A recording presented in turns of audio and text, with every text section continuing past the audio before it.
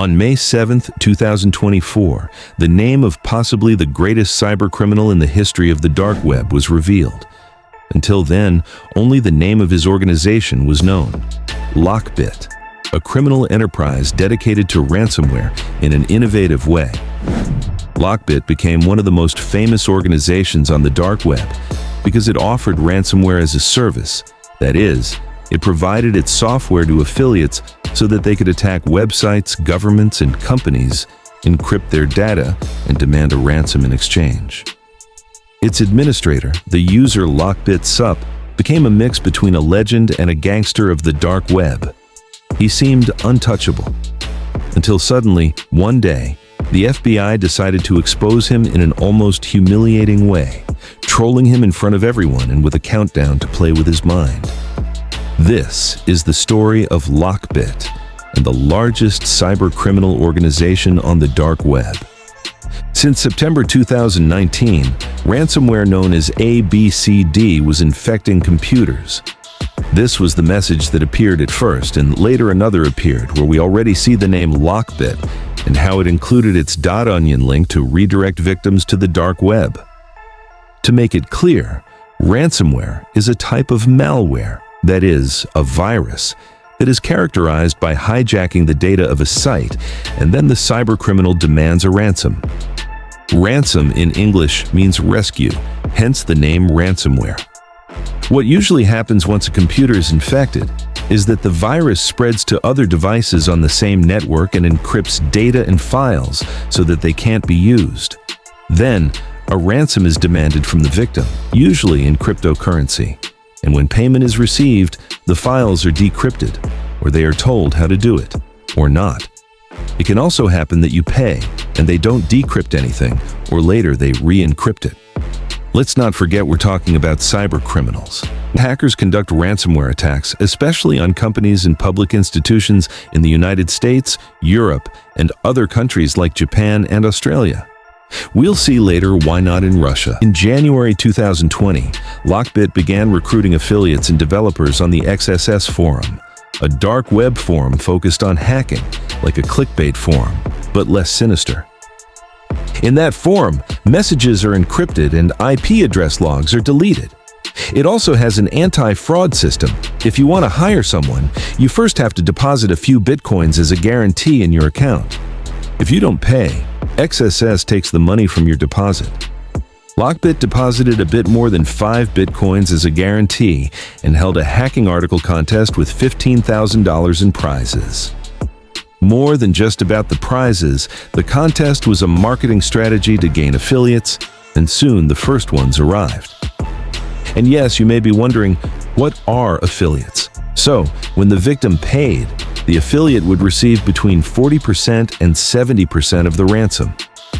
In LockBit's specific case, affiliates received 80% of the total ransom.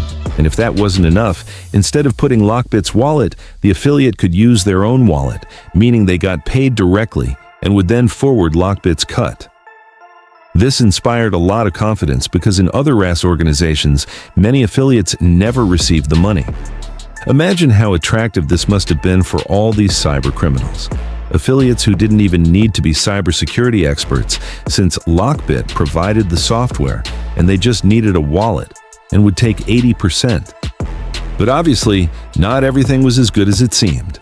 In September 2020, a user named Wexford complained that he had spent months carrying out attacks as an affiliate, but none of his victims paid the ransom. In reality, LockBit's ransomware wasn't working. The data wasn't being properly encrypted, and it was enough to just change the .lockbit extension of the infected files to decrypt them. Other affiliates commented they had the same issue. LockBit fixed the problem and started working on a new version, LockBit 2.0. On the dark web, LockBit was becoming an actual monopoly of RIS. Other competitors like Revel or Doxed suffered attacks from law enforcement, leaks from other hackers, or even reputation attacks, sometimes involving LockBit Sup himself. Just to clarify, Sup refers to support, meaning the user LockBit Sup probably belonged to the administrator of LockBit. On one occasion, a hospital in Alabama suffered a ransomware attack. According to the hospital, their computers were shut down, and a newborn baby died because they didn't detect the umbilical cord was strangling her. And as seen on the forum, the first thing LockBit Sup did was blame his competitors, specifically Hive and Revel. By the way, yes, sometimes even criminals have codes of conduct. If people saw that other groups hurt children, their reputation could crash. LockBit Sup also insinuated that Revel was collaborating with the FBI, that they were snitches. LockBit's last real competitor was Conti. In fact, Conti, not LockBit, had been the largest ransomware gang on the darknet until that point. When the Ukraine war began in February 2022, Conti published a statement saying, "The Conti team officially announces full support for the Russian government. If anyone decides to organize a cyber attack or any war-related activity against Russia, we will use all our available resources to strike back at the enemy's critical infrastructure." Meanwhile, LockBit responded in a much more neutral way. "For us, this is just business, and we are apolitical. We're only interested in making money with our useful and harmless work." When we think of hackers, we always think of Russian hackers. But the truth is, there are many hackers and very skilled cybercriminals who are Ukrainian. Conti's message angered many, and that's why, just a few days after the war began, a Ukrainian employee at Conti leaked all of the group's internal data, chats with employees, encryption tools, decryption tools, everything. This turned the ransomware world upside down, because until then, no one had that kind of inside information about how a ransomware group actually operated. 3 months after the leak, Conti ceased to exist, and LockBit was left as the absolute king of the sector. It's estimated that during 2022, LockBit was responsible for 44% of all ransomware attacks worldwide. To increase their popularity in the ransomware community, they took advantage of a post on XSS where someone asked for tattoo ideas. LockBit Sup replied that anyone who tattooed the LockBit logo would receive a reward between $500 and $1,000. Things got worse in July 2022, when LockBit Sup launched a bug bounty program, offering rewards to those who found bugs in LockBit. Someone found a bug that was the developer's fault, and so LockBit Sup deducted $50,000 from the developer's pay to cover the bounty. Then, he told the developer he would only get 10% of future earnings from LockBit, and none from the current version, LockBit 3.0. He also said he would only pay through an intermediary who had an account on the XSS forum. On the other hand, they had committed so many crimes that law enforcement agencies from 12 countries had united to hunt them down, including the FBI and Europol, in a joint mission called Operation Kronos. Still, LockBit Sup always seemed calm on the forums. He would provoke the FBI, EUPOL, and the NSA, saying he lived in the US or Germany or even China. He also said the authorities were pretty bad at catching cybercriminals, because he knew many who, from the US, Canada, and Europe, were working as cybercriminals and living normal lives without being chased. He liked to provoke, but the authorities were closing in. Then, on February 19, 2024, LockBit's website went down. It displayed this message: "This site is now under the control of law enforcement. This page is controlled by the UK's National Crime Agency. It was also discovered that many decryption keys sent after payment were corrupted. The files remained encrypted after use." Lastly, encrypted information was not deleted, meaning even if someone paid the ransom, LockBit kept a copy of the data forever. Between June 2022 and February 2024, LockBit and its affiliates carried out over 7,000 attacks.